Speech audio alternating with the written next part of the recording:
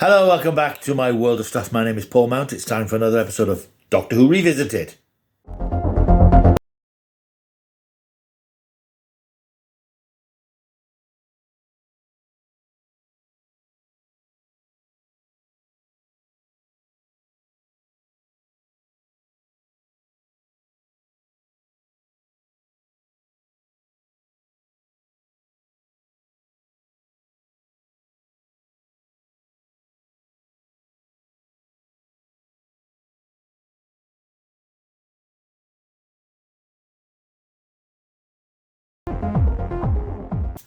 Yes, Doctor Who Revisited. It's the series I'm running at the moment, which looks back at some old Doctor Who serials from the classic series, as we're celebrating the 60th anniversary of Doctor Who. Thought I wouldn't look at anything for the modern run, because it's fairly well known. I thought I'd cast a bit of light on some of the perhaps lesser known serials of the classic era of Doctor Who. I've done William Hartnell, I've done Patrick Troughton, I've done Tom Baker and John Pertwee. I know I've got them in the wrong order. I think with Tom Baker I did Robots of Death, which is a classic of the series, but I'm trying to cast a light on slightly less regarded serials. Not bad serials in themselves, but ones which people tend to overlook because there's better ones around them. With Peter Davison, who I've now reached, I was obviously tempted to do Earthshock or Caves of Androzani because they're the accepted classics of that era. But I thought I'd look at something which doesn't get a lot of attention, which is like a filler, sort of bedrock Doctor Who stuff. So I'm looking from season 21, Peter Davison's final season as the Doctor, and I'm looking at the two-part serial, The Awakening, written by Eric Pringle. I watched this again yesterday, and it's not very good. I mean, I think there's no two ways about this, not very good, for many, many reasons. And I think part of the problem is that I think it's setting this sort of little England village that's celebrating May Day, recreating local war games, all set around a church.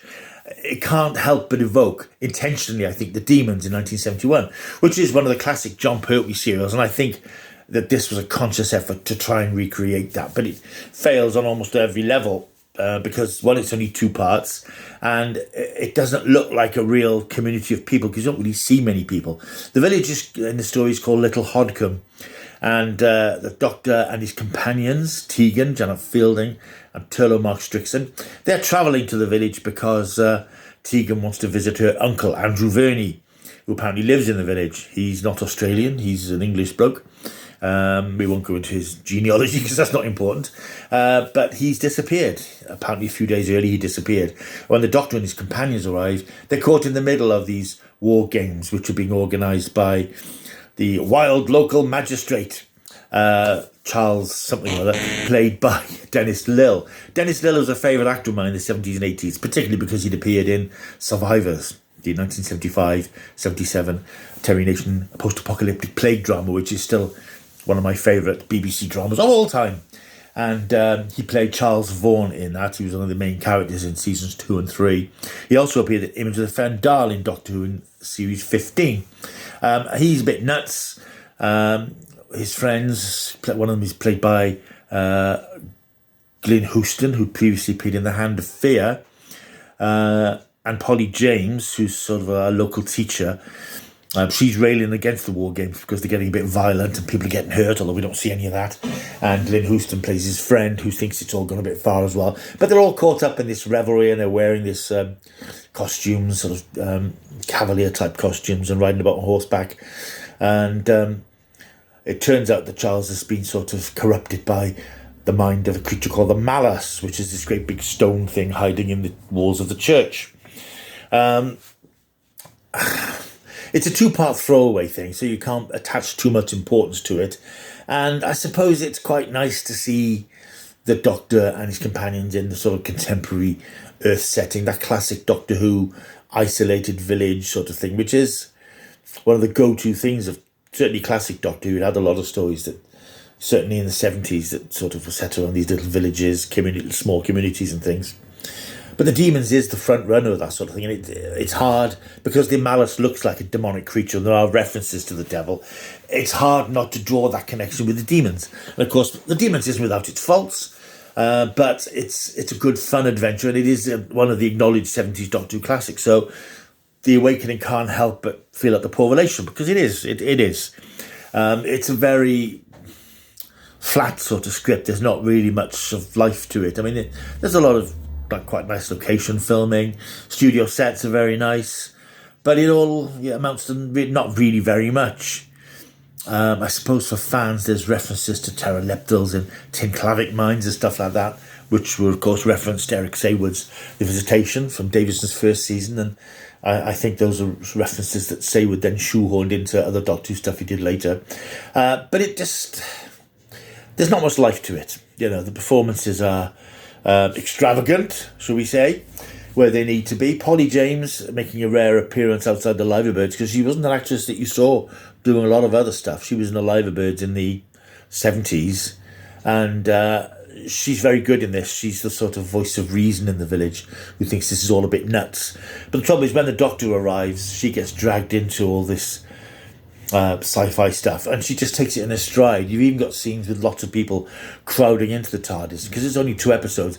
There's not enough time for them to do the usual, wow, it's bigger inside on the out. They just rush in there for Sanctuary and they stay in there. There's no wow factor about the Doctor and the TARDIS. So it just feels a bit mundane, and flat is really the best way I can think of to describe it. It never excites. There's nothing thrilling about it. Even the end of the first episode, which has the Doctor uncovering the MALUS creature, with a very prolonged screen from Polly James's character leading into the titles. But it's hard to care about it, because it is inconsequential. It is a bit of fluff. It's a 2-part filler. It doesn't really do anything we haven't seen before. It's not... I hesitate to call it bad, because it isn't. It's not good enough to be bad in a way. It's just what it is. It's a bit of fluff in the middle of a season which has got better stuff around it. And I include in that things like Warriors of the Deep, which I do have a lot of time for, I have to say, because I think there's some good ideas in there, not very well realised. But The Awakening is just filler. Dennis Lurley's having a great time with all this big cod Shakespearean stuff.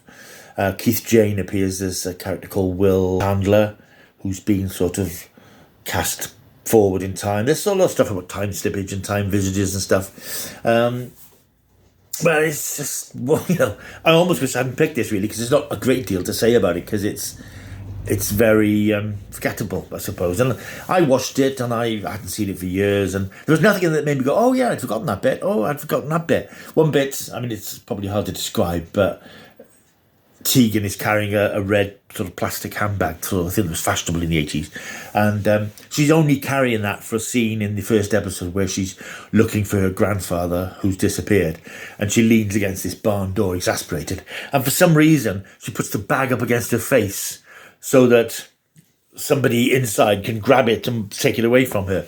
And so I think, well, why would you do that?